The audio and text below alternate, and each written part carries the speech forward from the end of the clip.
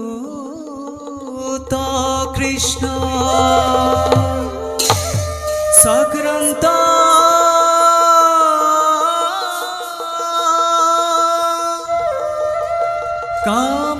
কামকোতিজিত জগত পালকু দেব দুষ্ট দানব দারক সাধু বান্ধব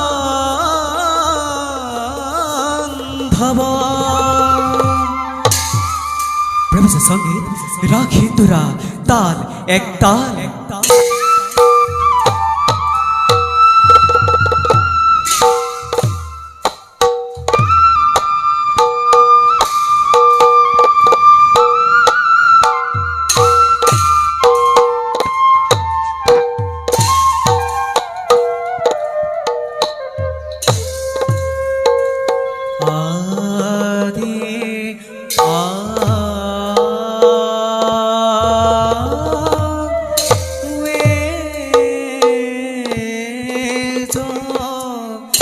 গত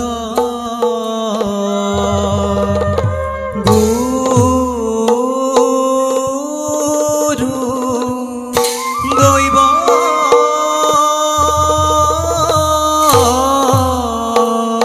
কি নন্দন রে যাক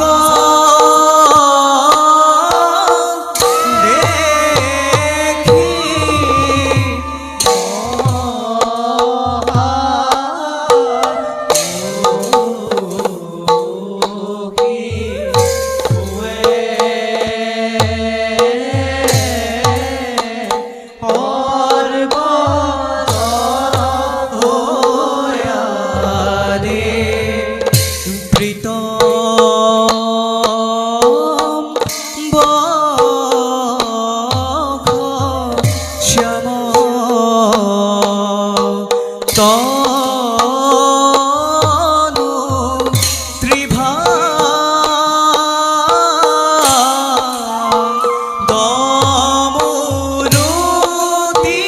দমরুতিয়ারে ব্রহ্মা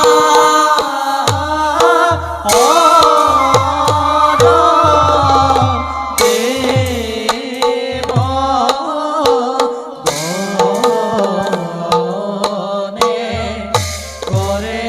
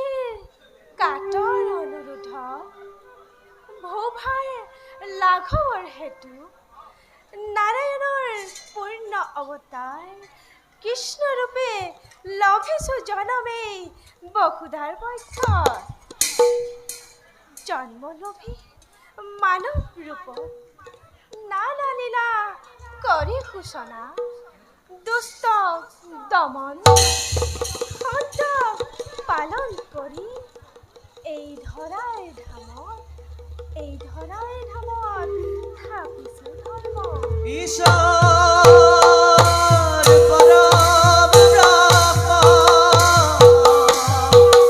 সচিদানন্দ বিগ্ৰহ অনাদিৰ উদিৰ গোবিন্দ সৰ্বকাৰণ সৰ্বকাৰণ কাৰণ সৰ্বকাৰণ কাৰণ সৰ্বকাৰণ কাৰণ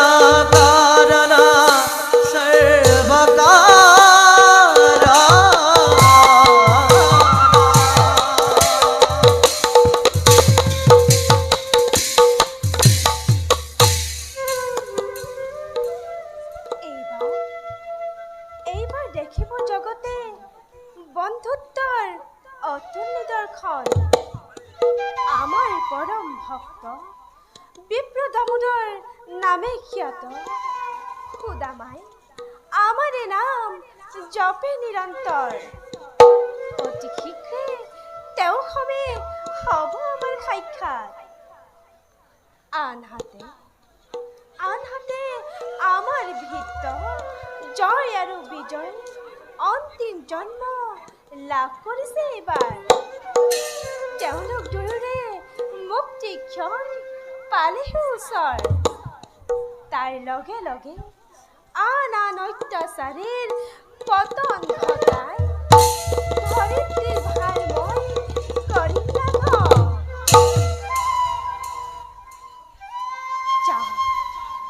যাওঁ এবে নিষ্কৰ্মত হওঁ অগ্ৰসৰ হবি হবি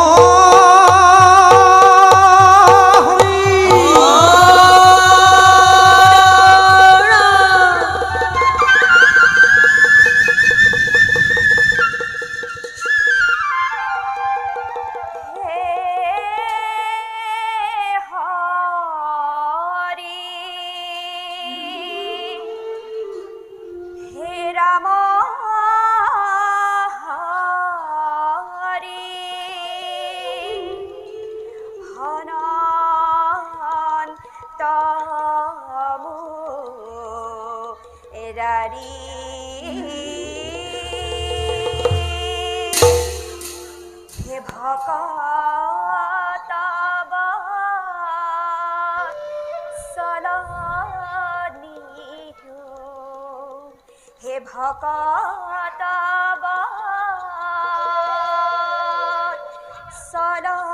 সলনি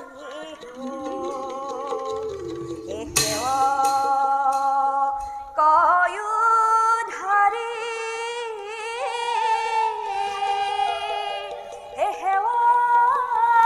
কয়ু ধাৰি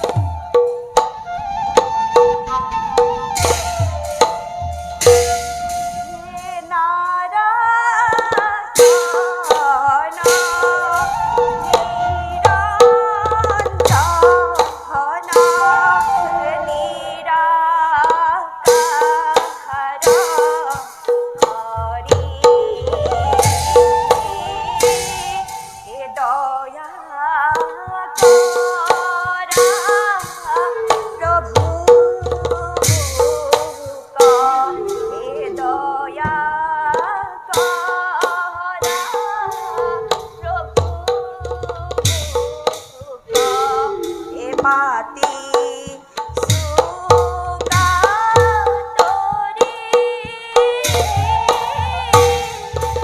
হে মাতি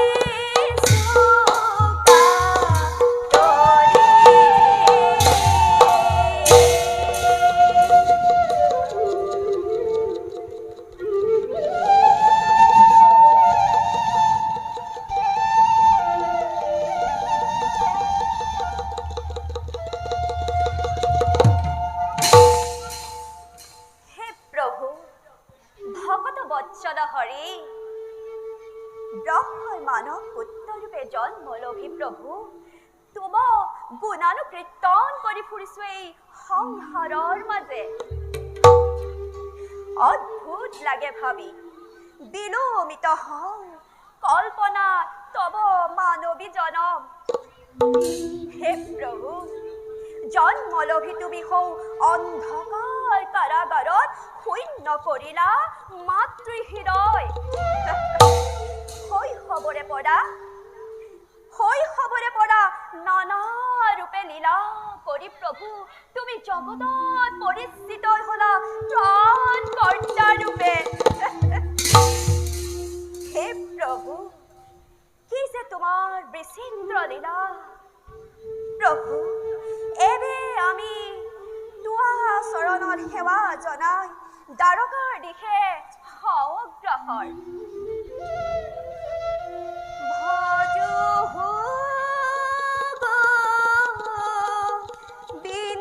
বিন্দৰে পাবে কিন্তু বিন্দৰ পাবে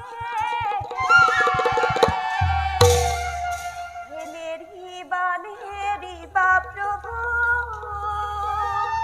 জীবনে মৰণে জীবনে মৰণে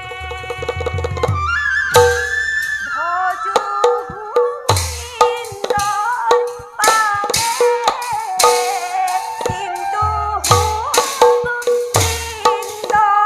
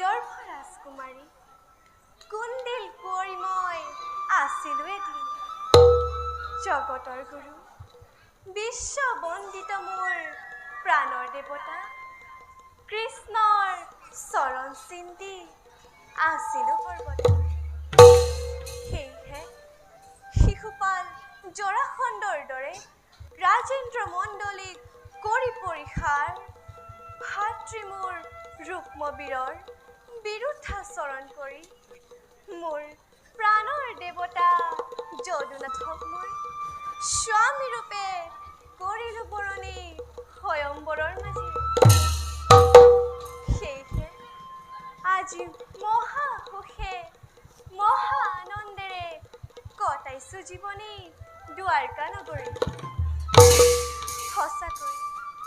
সঁচাকৈ ধন্য মই এই সাৰ্থক জীৱন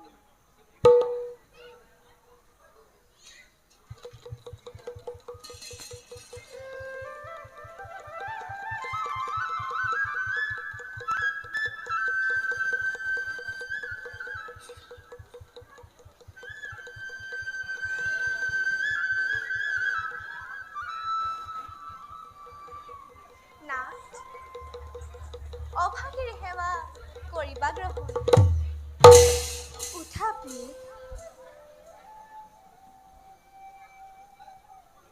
এই কি নাট কিয় দেখো তব বিষণ্ণ বদন কওক স্বামী কি চিন্তাই বিফল কৰি তুলিছে আপোনাক নাট ভক্তৰ দুৰ্দশা দেখি মই আজি বৰ অস্থিৰ হৈ পৰিছো নাট খুলি দিয়ক ৰহস্য দুৱাৰ কওক ভাঙি পাতি কোন সেই মহাভক্ত যাৰ বাবে অনন্ত প্ৰভু জনাৰ্দনৰ হৃদয়ে কৰিছে হাহাকাৰ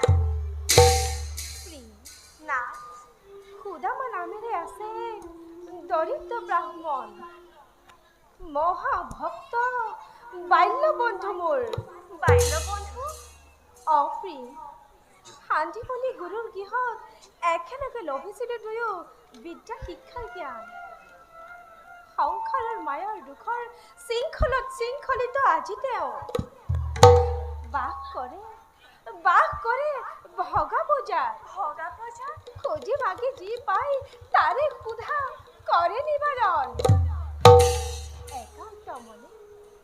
একান্ত মনে মোৰে নাম জপে নিৰন্তৰ দয়াময় ভক্তৰ ওপৰত আপোনাৰ কৃপা দৃষ্টি কিয় কৰা নাই বৰ্ষণ নাট সুদামাক মই কৃপা কৰিবলৈ সদায় প্ৰস্তুত কিন্তু কি নাট সুদামাই যে সেই সুযোগ মোক আজি পৰ্যন্তলৈকে দিয়া নাই মই বুজা নাই স্বামী প্ৰিয়ে নাট সুদামা নহয় কোনো সাধাৰণ মানৱ পৰম ব্ৰহ্ম জ্ঞানী জিতেন্দ্ৰিয় তেওঁ জানে ভালদৰে তেওঁ দৰিদ্ৰতা তেওঁৰ কৰ্মফল সেয়েহে মোৰে নাম জপে যদিও কোনোদিন কৰা নাই কোনো ডাঙৰ অনুৰোধ যিদিনাই তেওঁৰ দুখ দূৰ কৰিবলৈ মোক আহ্বান কৰিব তুৰন্তে মই তেওঁৰ দুখ কৰিম মোচন নাট এটা কথা কিন্তু মই এতিয়াও বুজা নাই আপোনাৰ পৰম মিত্ৰ হৈও কতদিনে আপোনাৰ সাক্ষাতৰ বাবে অহা নাই কিয় নাট সুদামাই মোক সাক্ষাৎ কৰিবলৈ সংকোচ বোধ কৰে জানোছা লজ্জিত হওঁ মই জানোছা ম্লান হৈ আমাৰ বন্ধুত্বৰ গৌৰৱ ধন্য সুদামা ভক্তিৰ দোলেৰে বান্ধিলা তুমি জগতৰ প্ৰতীক নাট আপোনাৰ সেই পৰম মিত্ৰ ভক্ত সুদামাৰ সাক্ষাৎ পাবলৈ মোৰ ইচ্ছা ঘনে ঘনে হৈছে জাগ্ৰত তোমাৰ ইচ্ছা অতি শীঘ্ৰে হ'ব পূৰণ বুজিছো লীলাময়ে নতুন লীলাৰ পাতনি মেলিছে যেতিয়া আমাৰ ইচ্ছা পূৰণ হ'বলৈ বেছি বাৰু বলক স্বামী এতিয়া খন্তে কৰিব বিশ্ৰাম ব'লা প্ৰিয়ে।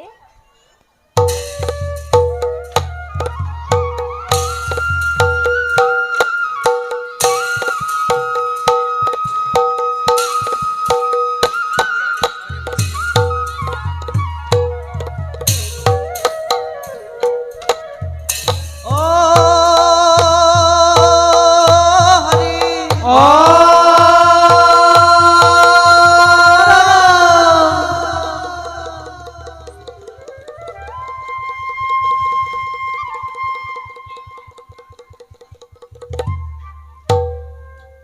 হোয়া রে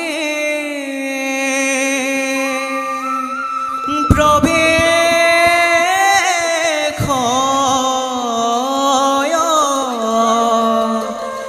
ঘভা মাঝে দেব পুরন দয়ারে প্রবেশ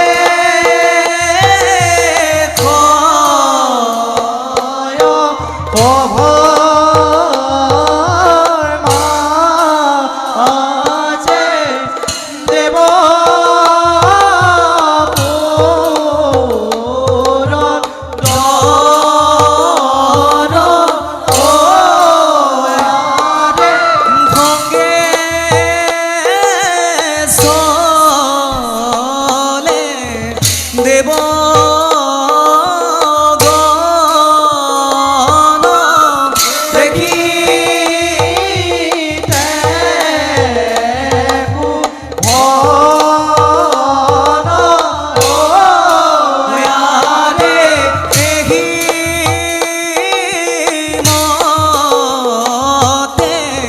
পয়লা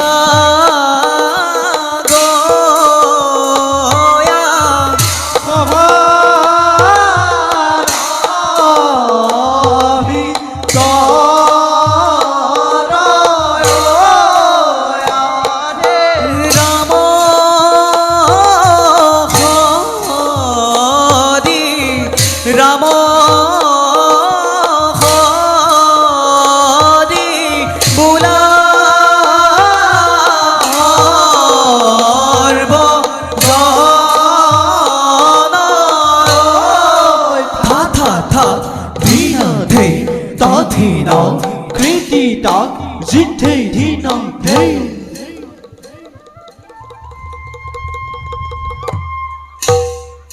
আমার মণ্ডলী দেৱৰাজ ইন্দ্ৰময় অধিপতি হৰক ধামন দেৱতাই শ্ৰদন কৰি দেৱতাসকলক অৰ্পণ কৰিলে সৃষ্টিৰ ৰক্ষাৰ ভাৰ অমৃত পান কৰি অমৰত্ব লভিলো যদিও ৰাখিব পৰা নাই আমি দেৱতাৰ গৌৰৱ কতবাৰ দৈত্য দানৱৰ হাতত পৰাজয় স্বীকাৰ কৰি অশেষ লাঞ্ছনা ভুঞ্জিছো আমি দেৱতা সমাজে দেৱৰাজ কিয় এনে দুৰ্বল চিন্তাক দিছে প্ৰশ্ৰয় দুখৰ পাছত সুখ আহে নিয়ম জগতৰ আন্ধাৰৰ পাছত পোহৰ অৱশ্যেই নামে বৰ্তমান আমিতো সুখতেই আছো আৰু দেৱৰাজ স্থিতি পলয়ৰ গৰাকী যিজন সিজনৰ অপাৰ কৰোণা আমাৰ ওপৰত তেনেস্থলত কোনে কৰিব পাৰে উপকাৰ দেৱতা সমাজক দেৱৰাজ বৰুণ দেৱে উচিত কথাকে কৰিছে প্ৰকাশ ৰুদ্ৰ নন্দন কাৰ্তিক মই দেৱ সেনাপতি প্ৰয়োজন হলে পুনৰ প্ৰবল ধুমুহা বোৱাই যোগ্যতাৰ দিন পৰিচয় শত শত দৈত্য দানৱে ৰুদ্ৰ মূৰ্তি ধৰি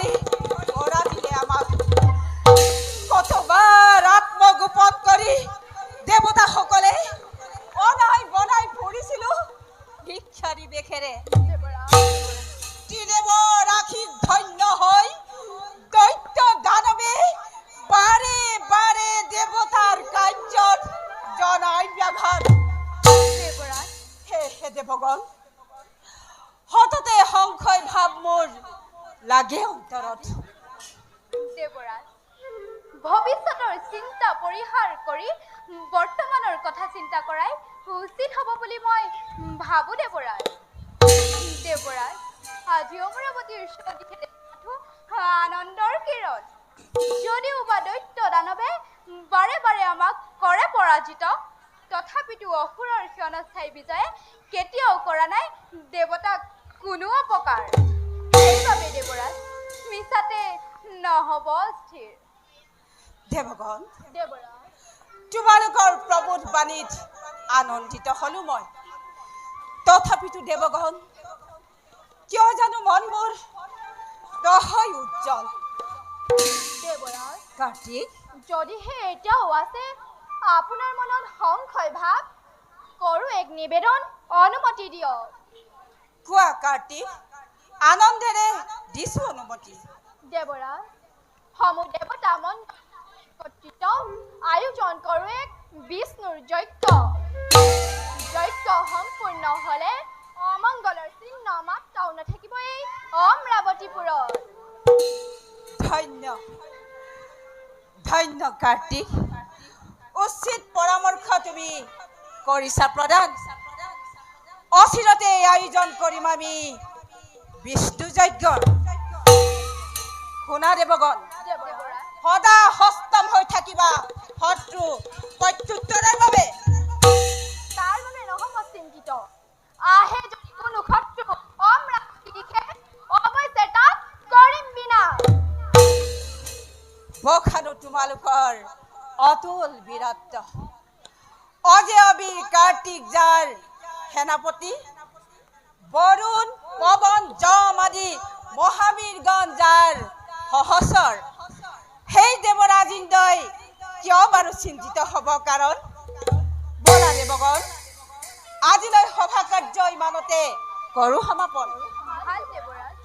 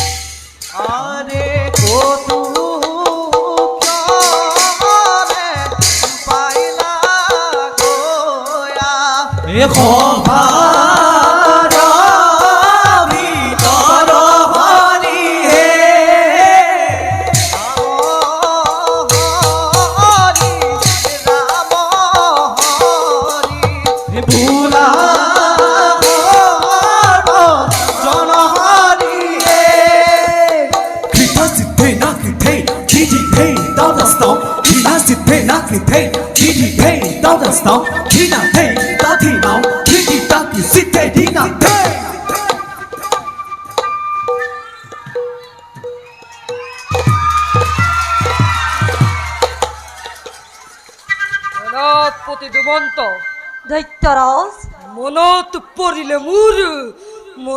পৰিলে মোৰ ৰুক্মিণীৰ হয়ম্বৰত পোৱা দাৰুণ অপমানৰ কথা। শৰীৰত সৃষ্টি হয় মোৰ তীব্ৰ উত্তেজনাৰ। গলে প্ৰতিশোধৰ অগ্নি দপ দপ দপ দপ দপ দপ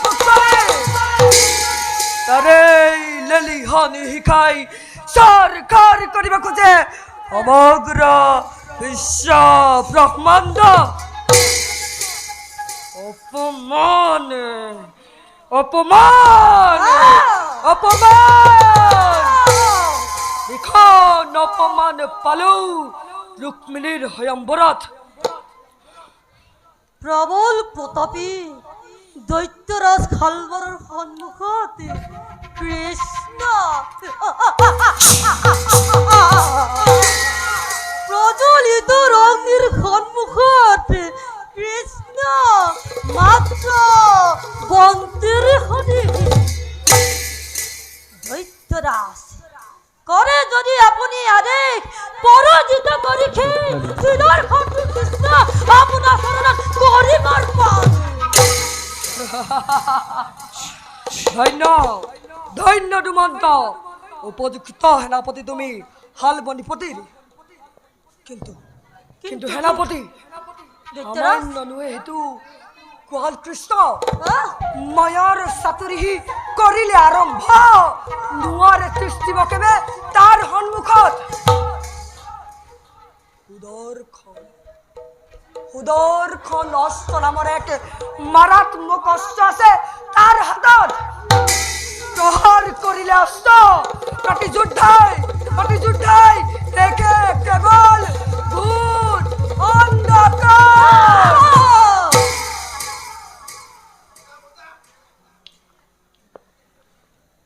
থাকিলে থাকক চক্ৰ কৃষ্ণৰ হাতত এই দুমন্ত ৰাস্তাৰ মহাৰাজে শূন্য হব কৃষ্ণ চক্ৰ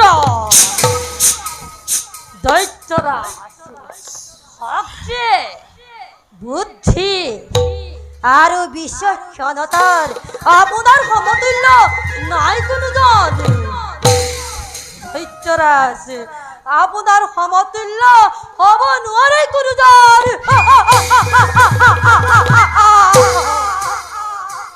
এই কথা অস্বীকাৰ নকৰো সেনাপতি দৈত্যৰাজ জৰাখণ্ডৰ ভয়ত ত্ৰস্তমান হৈ আশ্ৰয় ললে গৈ কৃষ্ণই মথুৰাবাসীৰ হমে সমুদ্ৰৰ মধ্যত কিন্তু কিন্তু কি দৈত্যৰাজ পুৰীৰ হিমালয় কৃষ্ণৰ কালা জবলৰ দৰে পৰাক্ৰমী যুদ্ধক চানলাৰ সহায়েৰে নিৰ্মম ভাৱে ঘটালে পতন কৃষ্ণই আজি বজ্ৰাঘাত কৰিছে আমাৰ হীৰত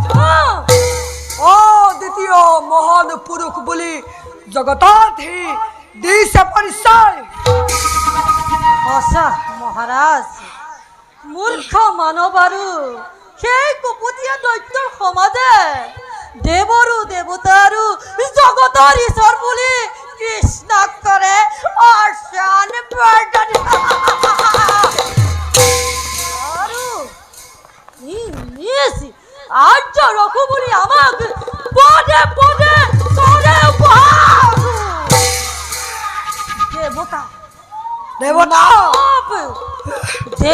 মানব মিলি আমাৰ বিৰুদ্ধে ঘোৰ ষড়যন্ত্ৰ কৰে দেবতা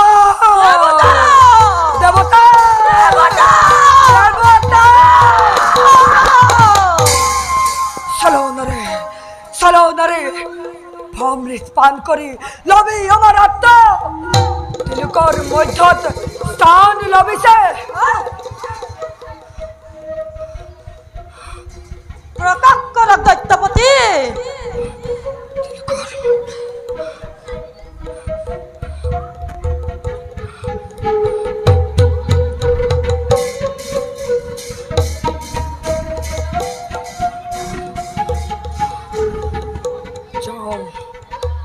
চাও তারকা করি আক্রমণ রাখার চেষ্টা করে তিনরকার মাঝত ফলায়ার দাবাগ্নিময় জলাম বিখান সেনাপতি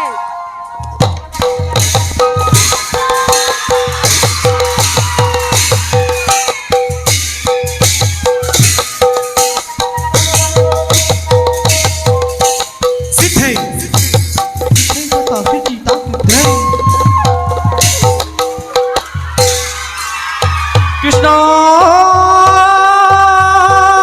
হরি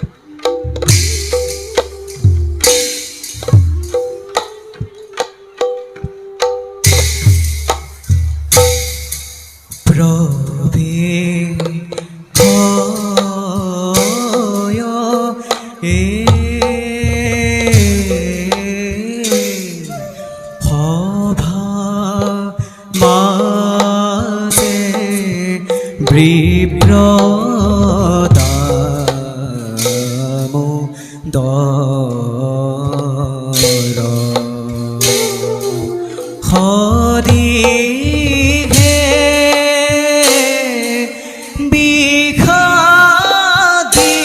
বিখাদিত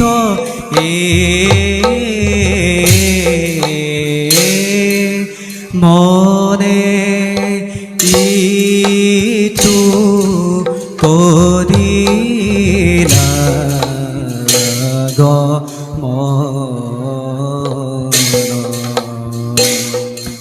হরি হে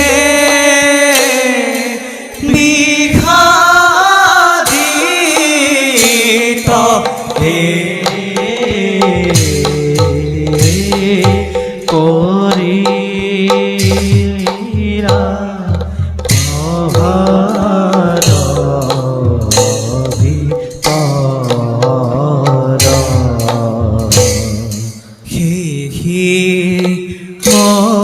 মতে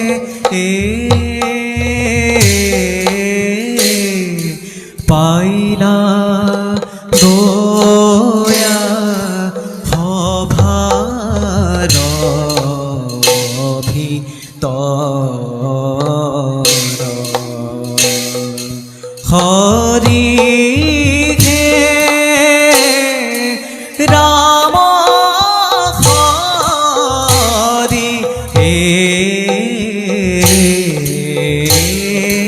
রাম হরি ভোলা সর্ব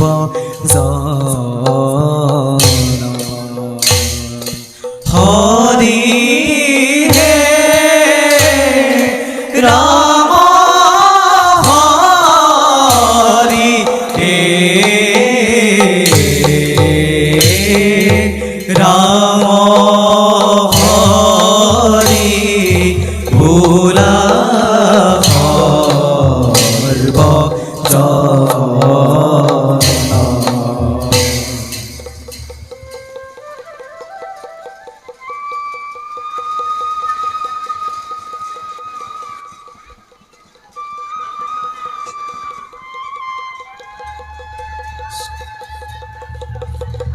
কৃষ্ণ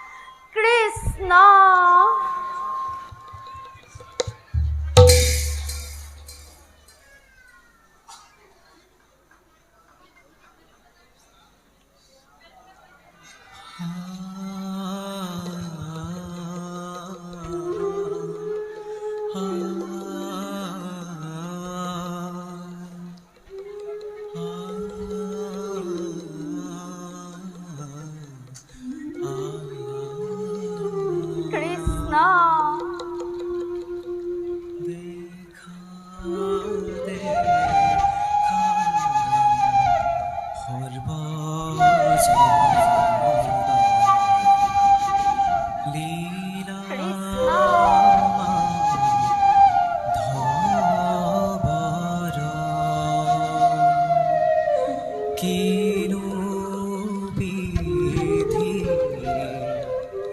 লিখিলা বিপ্ৰৰ কপালে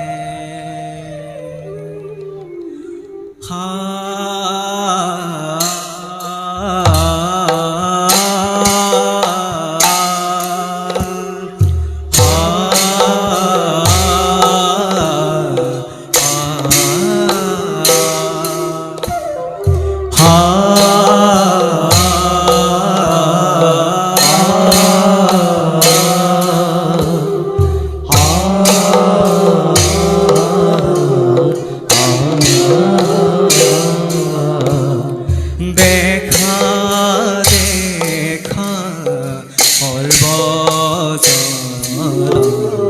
লীলা ধবৰ কিনো বিধি লিখিলা বিপ্ৰৰ কপালে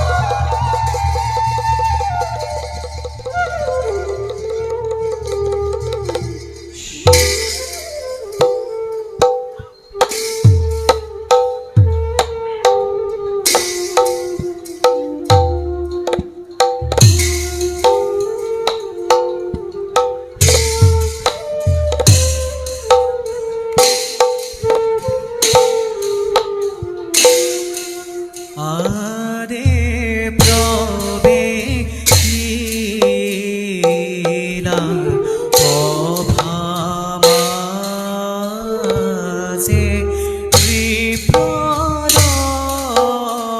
বিপ্রধান গিরি আরে বিখাদিত মনে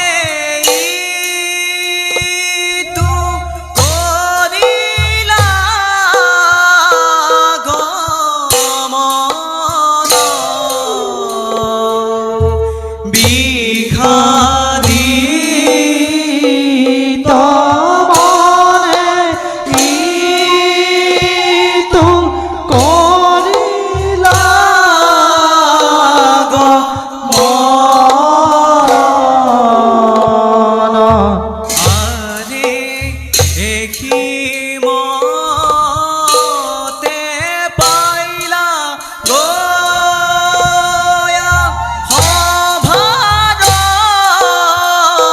ভিতর এহি মতে পাইলা গয়া হভার ভিতর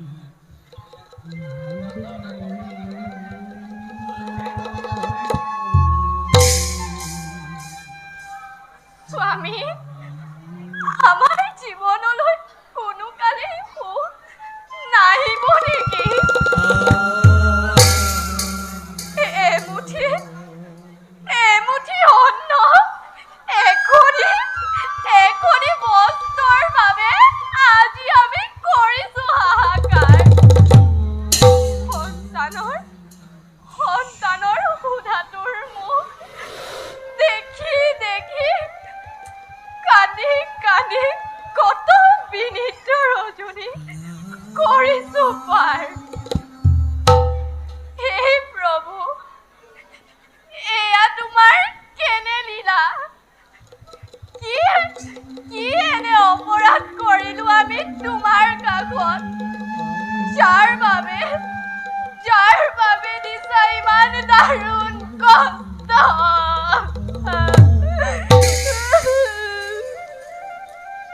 নকৰিবা কন্দন সুশীলা।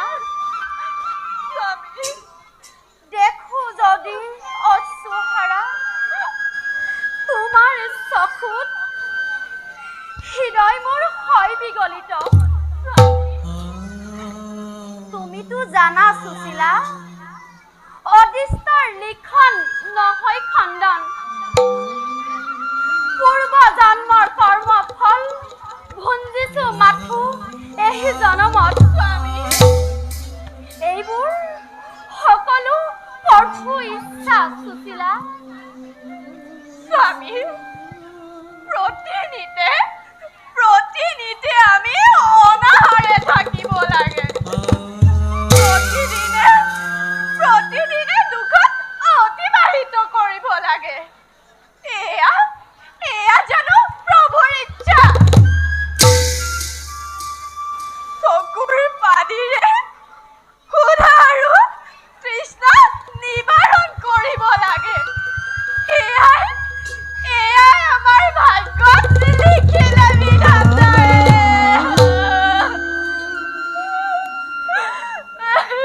ভাগ্যৰ সৈতে কোনেও যুঁজ কৰিব নোৱাৰে সুশীলা। আমাক এনে জীৱন প্ৰভুৱে দিছে। প্ৰভুৱে আমাক যি পৰিস্থিতিত জীয়াই ৰাখিছে, আমি সেই পৰিস্থিতিত আনন্দ মনেৰে থাকিব লাগে সুশীলা। স্বামী, ক্ষুধা নিবাৰণ কৰিবৰ বাবে অন্ন নাই, পৰিধান কৰিবৰ বাবে বস্ত্ৰ নাই, নিদ্ৰাৰ কোলাত আশ্ৰয় লভোতেও ভৱিষ্যতৰ চিন্তাই মন বিমোহিত কৰে। এনে পৰিস্থিতিত কোনে আনন্দ মনে থাকিব পাৰে না? কোনে? সকলো বিধিৰ লিখন সুশীলা। পূৰ্ব জন্মৰ কৰ্ম ফল ভোগ কৰিছো ইহ জনমত। কিন্তু আপুনিয়ে কওক স্বামী, আমাৰ কৰ্মফল আমাৰ সন্তানে কিয় ভোগ কৰিছে? কিয়? আপুনি কৃষ্ণৰ নাম জপে সৰ্বদাৰে। আপোনাৰ প্ৰভু কৃষ্ণকৈ কওককৈ আমাৰ সকলোৰে পাপৰ ফল শিৰ পাতি ল'বলৈ মই প্ৰস্তুত আছো। মাথো আমাৰ দুখ কৰক নিবাৰণ। নাই সুশীলা, তেনে কথা নকবা মোক দুনাই। স্বাৰ্থৰ বশীভূত হৈ কৃষ্ণৰ পৰা দান ভিক্ষা কৰিব নোৱাৰো কদাপি সুশীলা। মই তেওঁৰ ভক্ত। ক্ষুদ্ৰ স্বাৰ্থৰ লালসাত মিত্ৰৰ সন্মুখত কৰো যদি দান ভিক্ষা, নহবনে ম্লান মোৰ ব্ৰাহ্মণ ধৰ্মত? কলংক কালিমা নালাগিবনে ভক্তৰ নামত? স্বামী, পৰম প্ৰভু কৃপা লাভ কৰি যদি আমাৰ জীৱনত উন্নতি ঘটে, তাত আপোনাৰ ক্ষতি ক'ত? নাৰীৰ হৃদয়ৰ ব্যাথা আপুনি উপলব্ধি কৰিব পৰা নাই স্বামী। আপুনি উপলব্ধি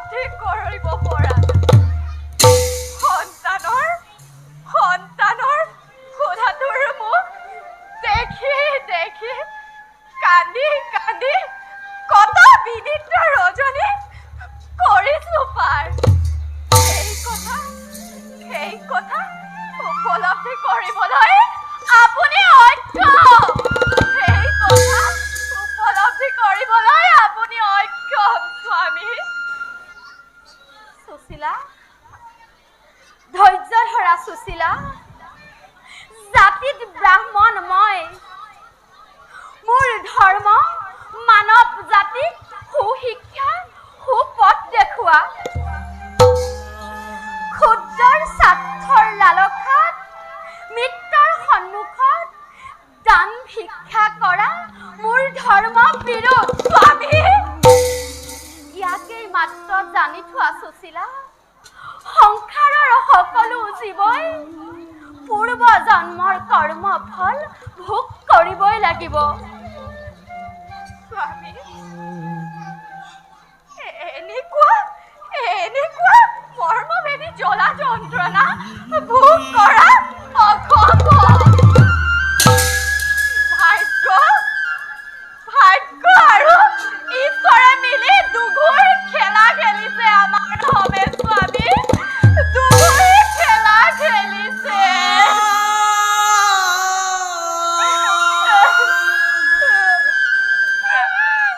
সুশীলা, ভাগ্যৰ পৰীক্ষাত কাৰ কি দশা হয় তাৰ কোনো নিশ্চয়তা নাই। মিছাতেই মোৰ প্ৰভুক দোষাৰোপ নকৰিবা। মোৰ প্ৰভু উদাৰ আৰু মহান। আমাক এনে জীৱন প্ৰভুৱে দিছে। আমি তেওঁৰ বাবে এই মনুষ্য জীৱন কৰিছো ধাৰণ।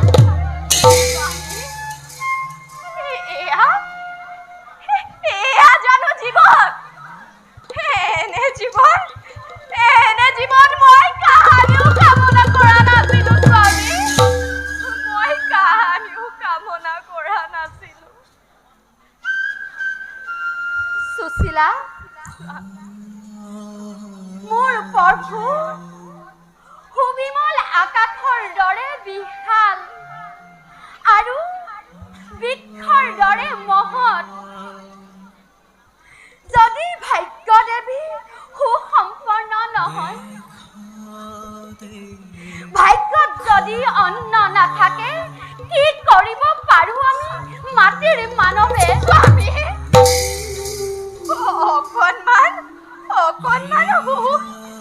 অকণমান শান্তিৰ আশা কৰি এন্দুন কৰিছো। কিমান সহিম, কেনেকৈ সহিম পতি পুত্ৰৰ সোধাটোৰ মুখ। স্বামী, আহক, আজিও গৃহত অলপমান জল আছে, তাৰে আজি কৰিম নিবাৰণ। আহক স্বামী, আজিও সোধা জলেৰে কৰিম নিবাৰণ।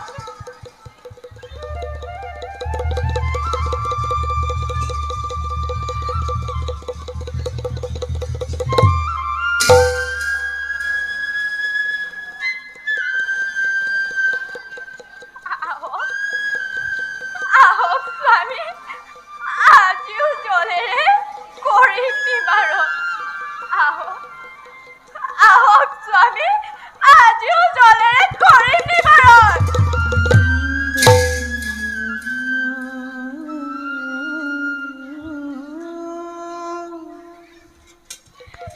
হে মোৰ আৰাধ্য দেৱতা, সহিছো মই নিজেই পত্নী কান্দোন। দিনহীন ভক্ত মই জানো, পূৰ্ব জন্মৰ কৰ্ম ফল ভোগ কৰিছো মই সঞ্চালবত। সেই কৰোণা নিদান, অন্ন বস্ত্ৰ ধন সোণ একোকেই নালাগে মোক, লাগে মাথো তব ৰাতুল চৰণ।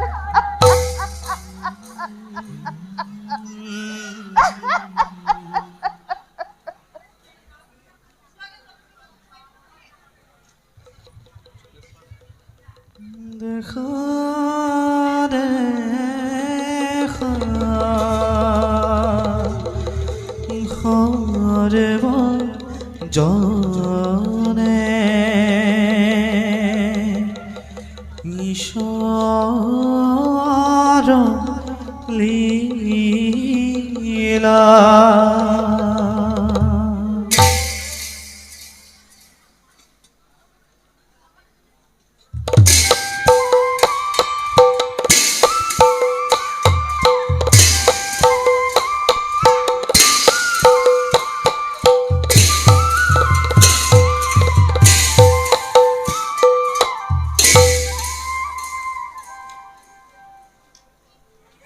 ধন জন বিপুল সম্পদ সকলো অসাৰ সাৰ মাথো আমাৰে নাম শান্তি সঞ্জীৱনী যিজনে আমাৰে নাম জপে নিৰন্তৰ তেনেজনে ভালদৰে চিনি পায় আমাক আমিও অশেষ কৃপা কৰি তেওঁ দগ্ধ হিয়া কৰিছো শীতল মুকুন্দ মুৰাৰী তুমি হেৰা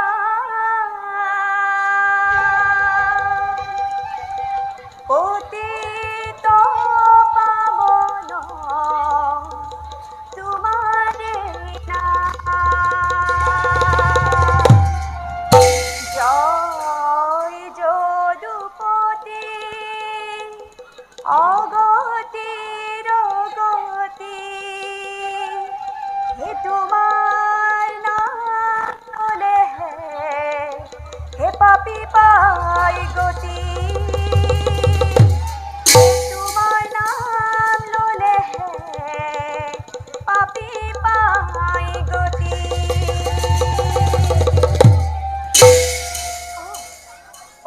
শুনিছো দেৱৰখী গীতৰ ধ্বনি মুকুন্দ মুৰাৰী তুমি হেৰা পতিত পাৱন তোমাৰে নাম জয় যদুপতি অগতিৰ গতি তোমাৰ নাম ল'লে পাপী পাই গতি তোমাৰ নাম ল'লে পাপী পাই গতি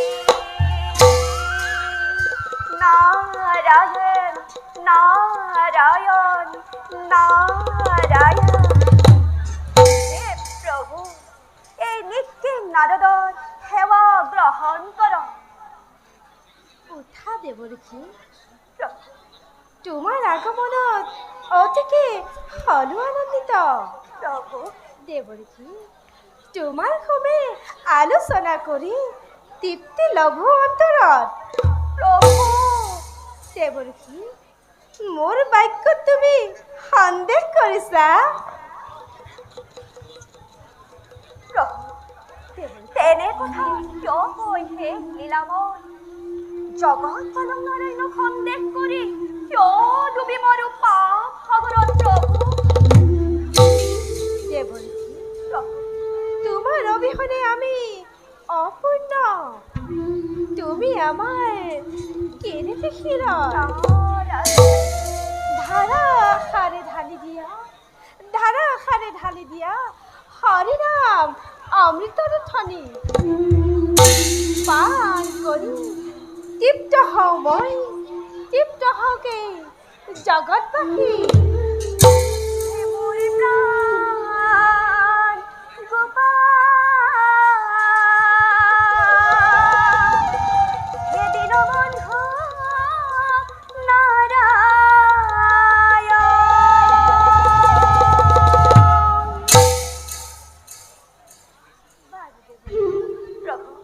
এবে কোৱাচোন সৃষ্টিৰ সংবাদ শুনক প্ৰভু সৃষ্টিৰ সংবাদ দৈত্যৰিপতি শালবৈ ৰুক্মিণীৰ স্বয়ম্বৰৰ সময়ত পোৱা আপোনাৰ হাতৰ জ্ঞান অপমানৰ সুযোগ লৈ মহাদেৱৰ পৰা মহাশক্তি কৰি পেলাওক ভীষণ দুৰ্যোগ মিলিব জগতৰ উঠিব তৰংগ কাটিব বসুধা নাৰায়ণ বুঝেছি লীলাময় নিশ্চয় নতুন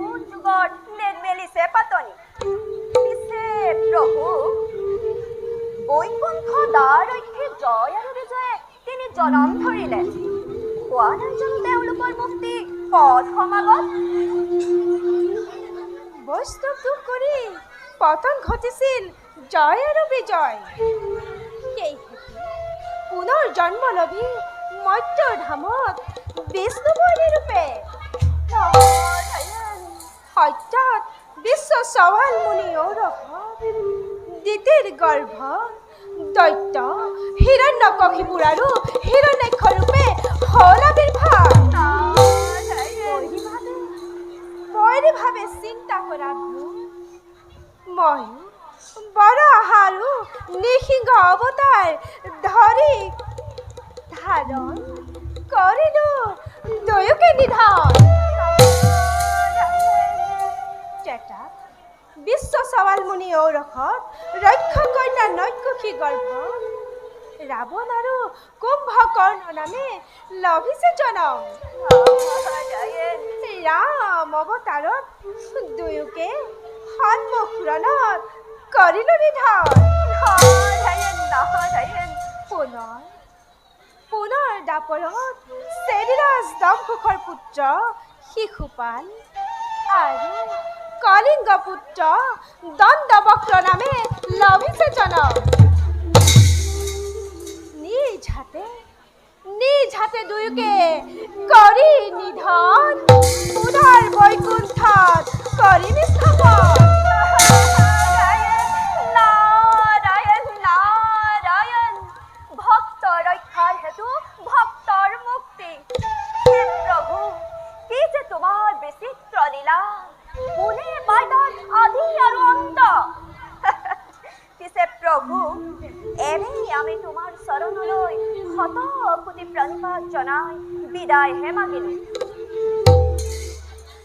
ঈশ্বৰ পৰম বিষ্ণু সচিদানন্দ বিগ্ৰহ অনাদি ৰুধি গোবিন্দ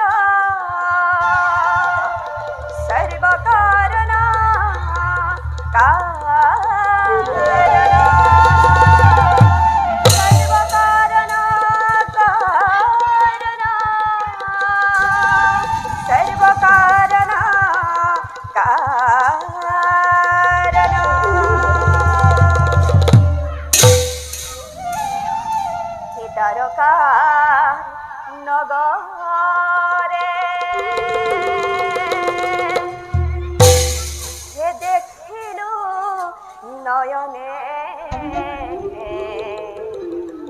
দৈবকী নন্দন হরি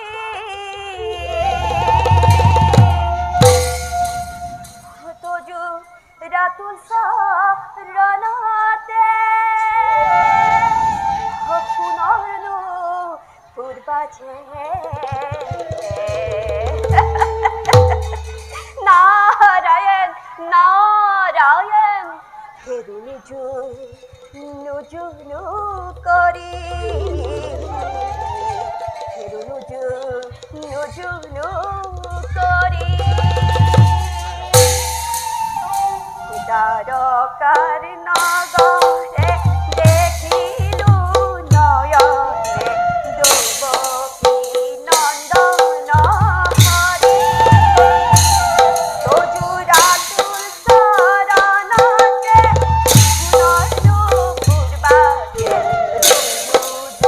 নুজুনু করি নুজুনু করি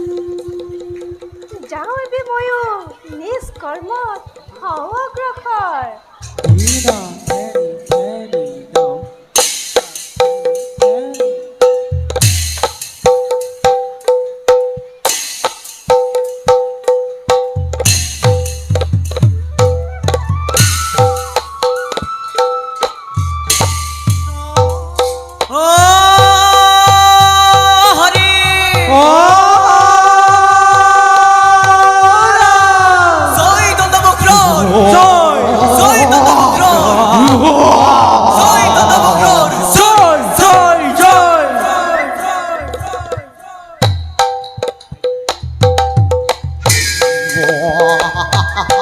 হিটলার কথা খিতি তাকি ঘৃণা ঘৃণা তাস তাস তাও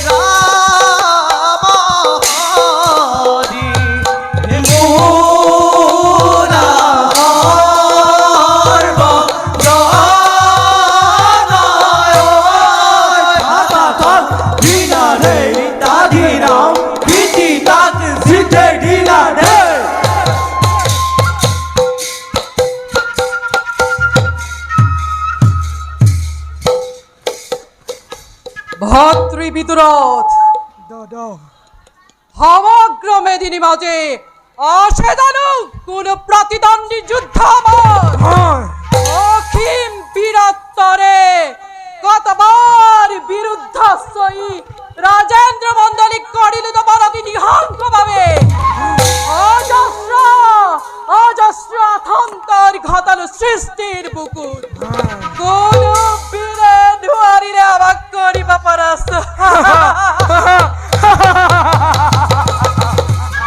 আমার বীরত্বর স্তম্ভিত হয় খুরাখুর বাকি কাল রূপী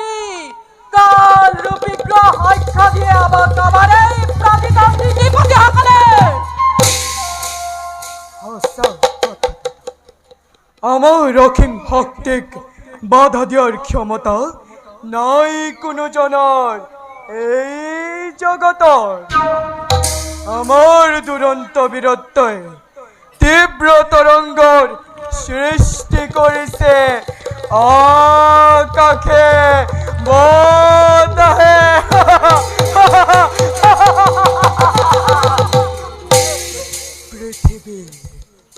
পৃথিবীর জীবন হত্যা অন্ধকারত নির্মজিত কেবল আমার ভাবে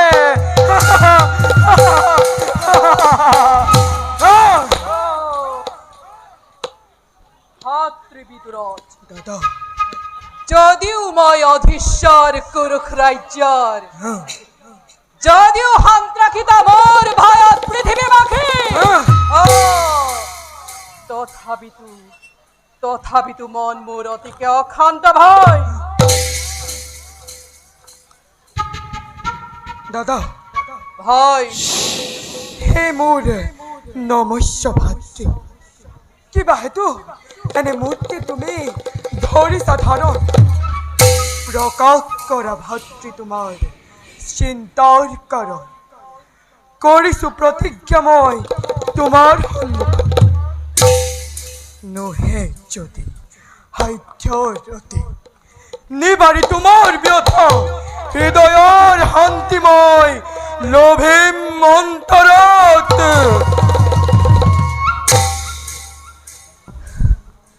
স্নেহৰ ভাতৃ মোৰ দাদা অন্তৰত চলে মোৰ অগণি প্লাবন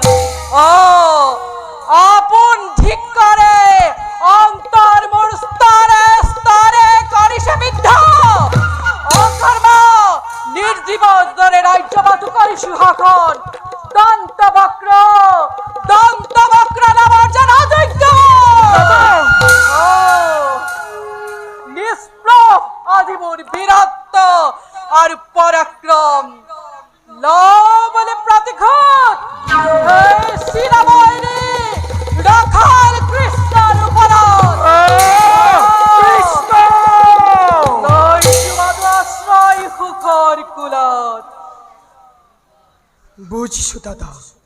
তোমাৰ উন্মাদনাৰ কাৰণ মিশাতে অস্থিৰ নহব দাদা অৰগৰ ৰজা ইন্দ্ৰতকৈও শক্তিশালী তুমি তেনেস্থলত কিয় চিন্তা কৰা হে ৰখাল কৃষ্ণৰ বাবে ভাই দাদা মনত পৰে যদি মোৰ সেই ৰাখাল কৃষ্ণৰ নাম কৃষ্ণ তুমি তুমি জ্বালিও দে প্ৰতি খুদাৰ দাবালাল কৃতজ্ঞৰ দ্বাৰা সকলোৱে কয় কৃষ্ণ হেৰু জগতৰ ঈশ্বৰ কোৱা ভাই কোন হাতে স্বীকাৰ কৰো মই কৃষ্ণ হেৰু জগতৰ ঈশ্বৰ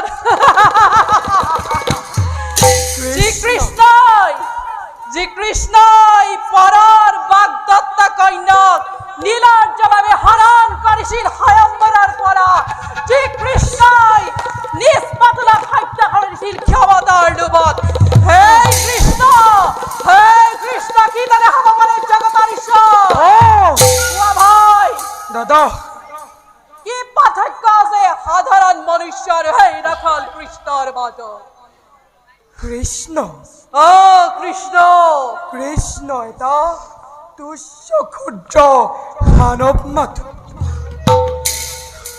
লাভ কৰি অল্প সন্মান সেই পৃথিৱীৰ মূৰ্খ মানৱৰ পৰা সেই ৰখাল কৃষ্ণই নিজকে ভাবে সৰ্বশ্ৰেষ্ঠ বুলি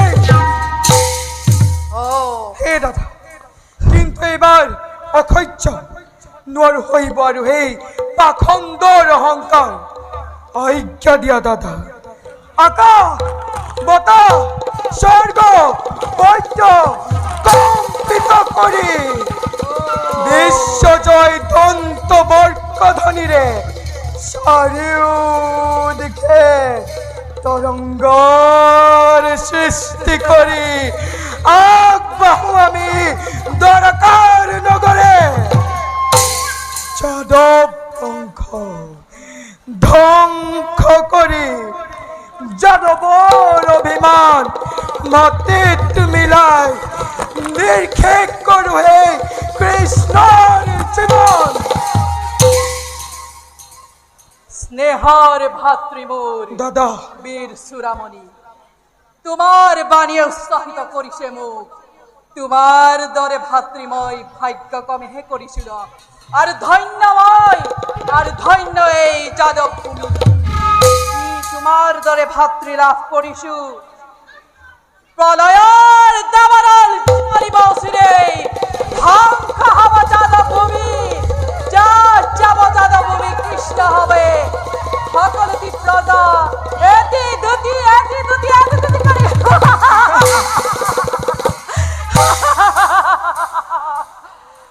অহংকাৰী যদ পাৰো নীলাজ কৃষ্ণ সাৱধান আৰু সেই জগতবাসী সকলোৱে স্থিৰ হৈ চাবা শেষলৈ কিদৰে আমি দুই ভাতৃয়ে এক কৰো কৃষ্ণৰ জীৱন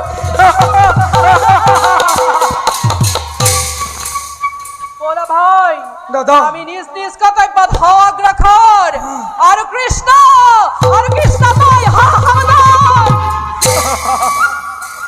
কৃষ্ণ কৃষ্ণ কৃষ্ণ কৃষ্ণ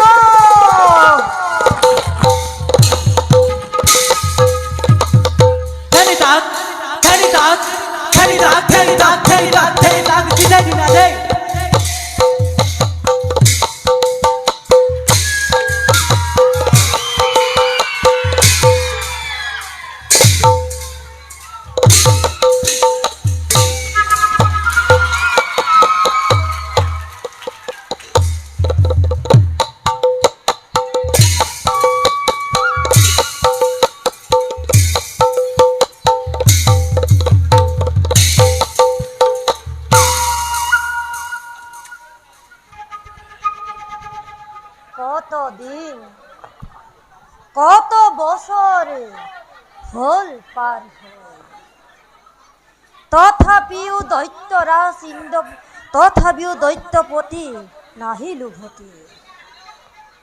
লীনি তপস্যা আদি দৈত্যৰাজে তপস্যা পৰিপূৰ্ণ হৈ যিদিনা ঘূৰি আহিব দৈত্যৰাজ, সিদিনা কিমান যে আনন্দ লাগিব মোৰ মনত। স্বৰ্গ, মৰ্ত্য আৰু পাতাল সকলোতে দিগ্বিজয় কৰিম উৎপাত। তাৰ নিমিত্তে অধীৰ ভাৱে আছো মহাৰাজৰ আগমনৰ বাবে। সেনাপতি দুমন্ত, দৈত্যৰাজ আপুনি? আজি দেখোন দৈত্যৰাজৰ অপাৰ আনন্দ। আনন্দ কৰা সেনাপতি, আনন্দ কৰা। উৎসৱৰ আয়োজন কৰা হব ৰাজ্যত। আনন্দৰ হিল্লোলে মন প্ৰাণ মোৰ উতলা কৰি তুলিছে। কিহৰ নিমিত্তে জানিব পাৰোনে দৈত্যৰাজ? সেনাপতি, দৈত্যৰাজ, যি লক্ষ্য আগত ৰাখি আছিলো অতদিনে তপস্যাত লীন, সেই লক্ষ্য মোৰ হল সম্পূৰণ। হৰ মহেশ্বৰে দিলে মোক মনোমত বৰ। জীৱনৰ প্ৰভাৱত জগতত আজি মোক জিলোতা নাই কোনো জানে।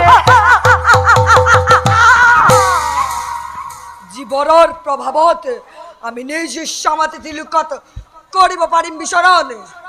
শিৱ দত্ত জেৱৰৰ প্ৰভাৱত আজি আমি চিৰক অৱকম্পিত। দৈত্যপতি পলমৰ নেদেখো কাৰণ ঘোষণা কৰি মহাৰ প্ৰলয়ৰ কাল ধুমুহাৰে অগ্ৰৱতীপুৰে আৰু দেৱতাৰ গন্তব্য কৰি মুখী মোৰ ৰণৰ তৃষ্ণা মোৰ কৰুণ মাৰাৰ। তোমাৰ আশা অৱশ্যে হ'ব সম্পূৰণ। সেনাপতি, দৈত্যৰাজ, মহাদেৱে দান দিলে মোক এক অদ্ভুত উৰন্ত বিশাল ৰথৰ।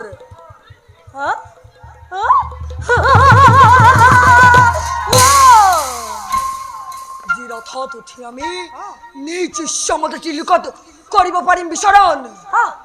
আজি আমাৰ নামত চিৰক অৱকম্পিত।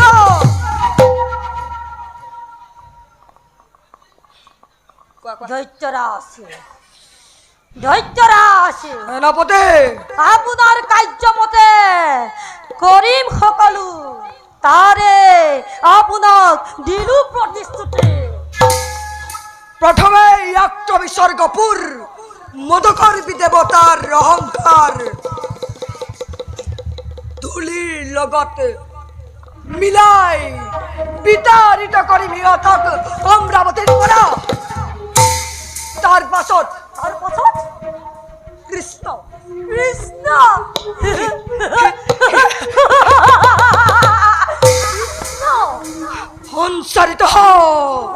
সঞ্চাৰিত উত্তপ্ত তেজৰ ঢৌ শৰীৰৰ হীৰাই হীৰাই ৰুদ্ৰমূৰ্তিৰে দ্বাৰকাত কৰি প্ৰৱেশ। কৃষ্ণৰ বুকুৰ অমৃতত স্নান কৰি শীতল কৰি মোৰ উত্তপ্ত শৰীৰ।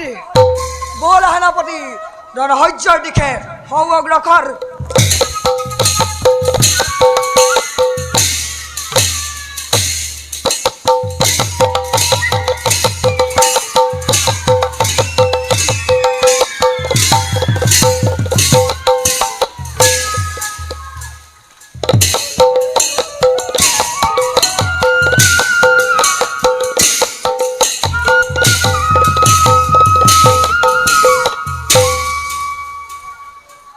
দেৱতা মণ্ডলী, দেৱৰাজ, অতি শীঘ্ৰে কৰিব লাগিব আমি বিষ্ণু পূজাৰ আয়োজন। হয় যদি সম্পূৰ্ণ বিষ্ণু যজ্ঞৰ অশান্তিৰ সৃষ্টি কৰিব নোৱাৰে কেৱে দেৱ সমাজত। সেই দেৱৰাজ আদেশ যেতিয়া পালো আপোনাৰ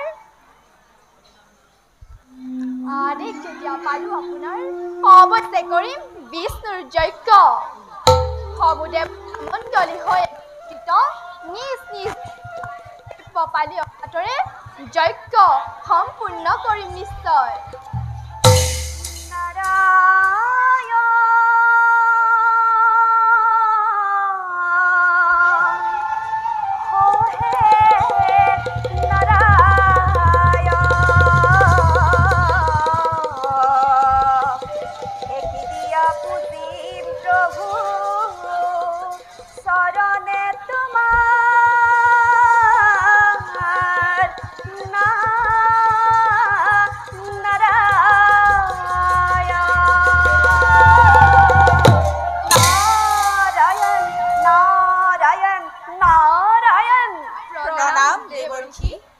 আপোনাৰ আগমনত কৃতাৰ্থ হল আজি দেৱতা সমাজ। দেৱগণৰ কল্যাণ হওক। দেৱৰ্ষি অকস্মাত আগমনৰ কাৰণ ব্যক্ত কৰক। তেন্তে শুনা দেৱগণ, অচিৰে অমৰাৱতীত মিলিব প্ৰলয়। দেৱৰ্ষি প্ৰহেলিকাৰ কৰি পৰিহাৰ সকলোটি ভাঙি পাতি কৰক প্ৰকাশ। তেন্তে শুনা দেৱগণ, কওঁ সবিশেষ। দৈত্য নিপতি শাল বৈ দিগ্জয় কৰি সূচনা আহিব লাগিছে স্বৰ্গম্ভীৰাই। আহিব লাগিছে স্বৰ্গম্ভীৰাই। কল্পনা কৰিছে অনাৰ্য অসুৰে সন্মুখ সময়ত মৃত্যুদণ্ড দি ঠাই দিম তাক যমৰ আলয়। সামান্য শক্তিধাৰী মৈত্যৰ দানৱে কিদৰে থিয় দিব ৩৩ কোটি দেৱতাৰ সন্মিলিত শক্তিৰ সন্মুখত। সামান্য নহয় সিটো মৈত্যৰ দানৱ। দেৱৰক্ষী কঠোৰ তপস্যাৰে তুষ্ট কৰি দেৱ বহুমতীক তলৈক্য বিজয়ী বৰ লাভ কৰিছে। আৰু কি দেৱৰক্ষী আৰু বিশ্বশিল্পী মৌৰী দানৱৰ দ্বাৰা নিৰ্মিত এক উড়ন্ত ৰথ প্ৰদান কৰিছে মহাদেৱে শাল বৈ কৰি।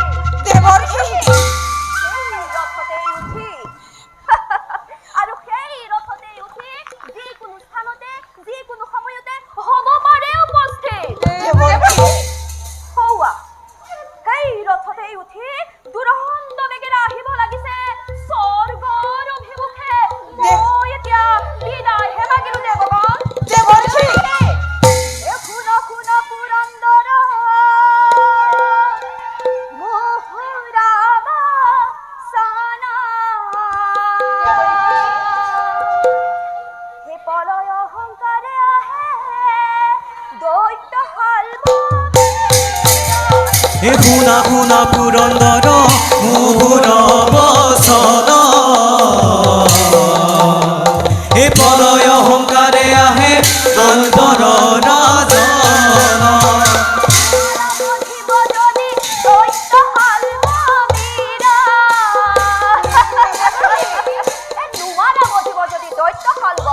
তেন্তে কি কৰিবা পুৰন্দৰ? উপায় আৰু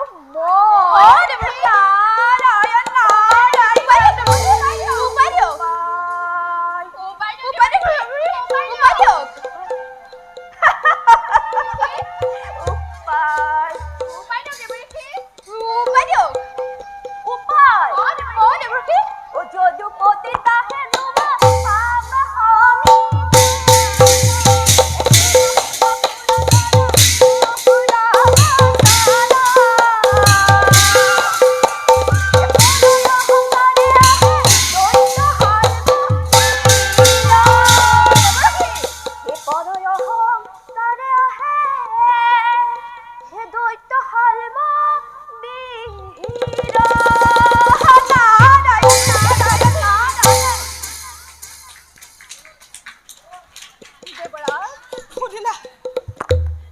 শুনিলা দেৱগণ? দেৱৰ্ষিৰ বাণী মৈত্যৰ দানৱে মহাদেৱৰ বৰ লাভ কৰি অমৰাৱতীৰ লালসাত আহিব লাগিছে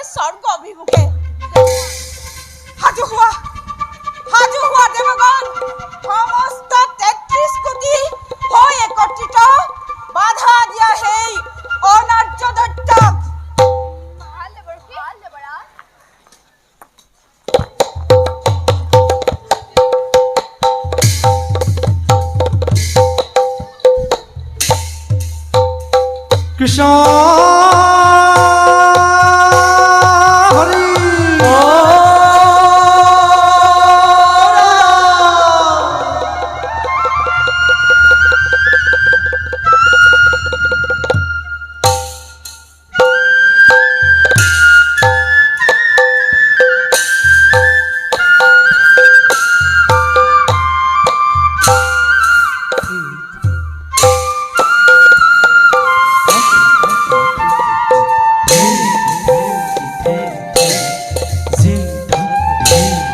আৰ প্ৰবেশিলা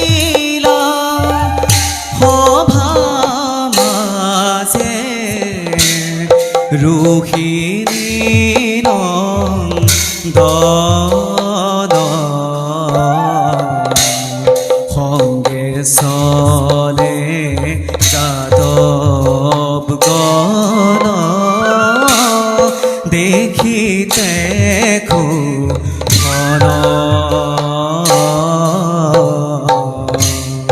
সঙ্গে চলে যাদৱ গণ দেখিতে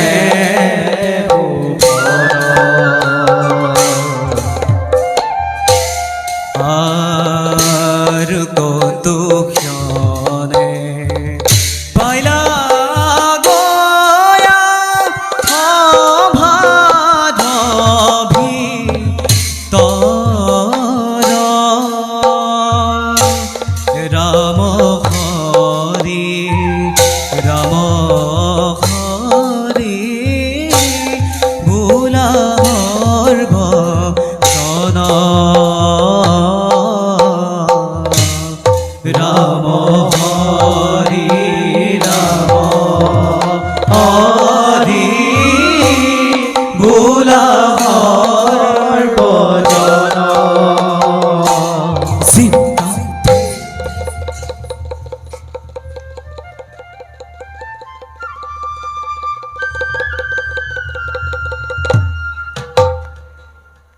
যাদৱ বীৰগণ ৰাম অতুলনীয় প্ৰাকৃতিক শোভাৰে আৱৰা ৰম্য ভূমি আমাৰ এই দ্বাৰকাপুৰী। বাৰু কোৱাচোন বীৰগণ, দ্বাৰকাৰ মংগল বাতৰি আছেনে কুশলে আমাৰ যত প্ৰজাগণ? হৈছে নেকি ৰাজ্যৰ কোনো অংশত দুৰ্ভিক্ষ কিম্বা মাৰিম মৰম? হে ৰাম, দ্বাৰকাৰ সমগ্ৰ প্ৰজাৰে মংগল, অনাবিল সুখ আৰু শান্তিৰে বিৰাজ কৰিছে দ্বাৰকাৰ চৌদিশে। সন্তোষিত মই তোমাৰ বাণী শুনো যদি নিতেই মই প্ৰজাৰ মংগল বাতৰি অন্তৰৰ লঘু অশেষ তৃপ্তি। বাৰু কোৱাচোন কুমাৰ, হৈছে নেকি দ্বাৰকাত কোনো বিদ্ৰোহৰ সূচনা নাইবা কোনো শত্ৰুৰ আগমন? হে জ্যেষ্ঠ পিতা আৰু সাত্যকী, সাম্বৰ গদকে আদি কৰি মহা মহা বৃগণ থাকোঁতে বৰ্তমান কোনে কৰিব পাৰে অপকাৰ এই যাদৱ নগৰী? তথাপিতো যদি কোনোজনে কৰে বিদ্ৰোহৰ সূচনা, পৰাজিত কৰি তাক সন্মুখ সমৰত উচিত শাস্তি কৰিম নিধান। হে ৰাম, বিশাল সাগৰ অতিক্ৰম কৰি নোৱাৰে পকিব শত্ৰু দ্বাৰকা নগৰীত। তথাপিতো যদি আহে কোনোজন দ্বাৰকাৰ সীমা নৌ পাওঁতে পঠাম তাক যমৰ ভৱন। ধন্য ধন্য বীৰগণ, ধন্য মই, ধন্য এই দ্বাৰকা নগৰ তোমাৰ লোকৰ দৰে বিলাস কৰি।